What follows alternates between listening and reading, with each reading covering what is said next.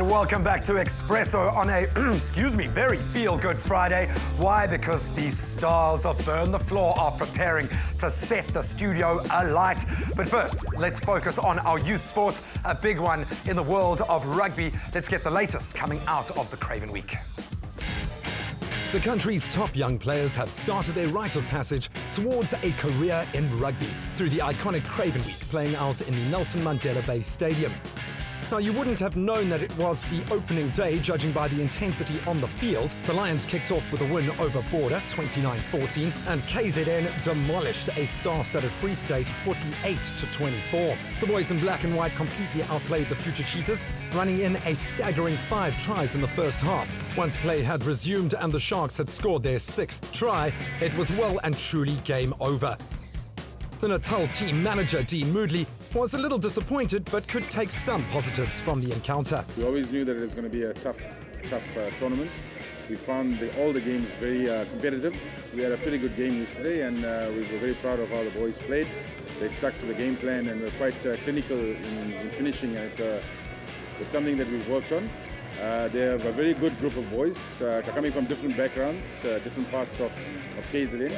It's nice to see the boys gelling and developing great team spirit. Day 2 gave young Andre Pollard a taste of his future teammates' ability as the Blue Bulls dominated and snuffed out Western Province's hopes of a tournament win. The first half ended with Western Province leading 27-26. The Blue Bulls scored every one of the 24 points on offer in the second half, though, 21 of them in a 3-minute period. Andre sadly has now played his final match for Western Province after being ruled out of the rest of the competition with a thigh injury. The Bulls captain Pierre Skuman was obviously very pleased with his team's performance on the day. I already told the guys it went very well as planned. We had a good practice and everything paid off in the game. You know, the moves we did. We talk about that flair we have, and I think all the passing and we trust each other. We have that brotherly family thing in our team, and I think that's a privilege to have. Eastern Province made it 2 from 2 with a 22-13 win over Boerland in a slightly colder PE on Wednesday. You could tell the host side were trying to go all the way even after their first win on Monday. On day 3, the wet weather didn't dampen any of the spirits. Namibia beat Griquas 29-15 and the Falca hammered the Leopards 38-5. That was before Free State edged out Border 14-9. But the most telling result was the Golden Lions out-muscling KZN 17-8.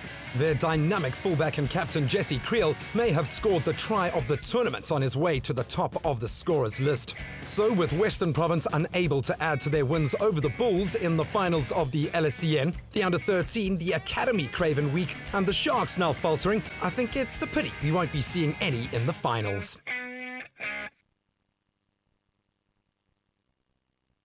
So yesterday, the Blue Bulls just kept on rolling right over the Pumas. In fact, 36-10 the score there in the main game yesterday. That means that we will see the Bulls and the Lions in the final tomorrow. Sadly, Eastern Province, despite having a fantastic tournament, couldn't cross the finishing line.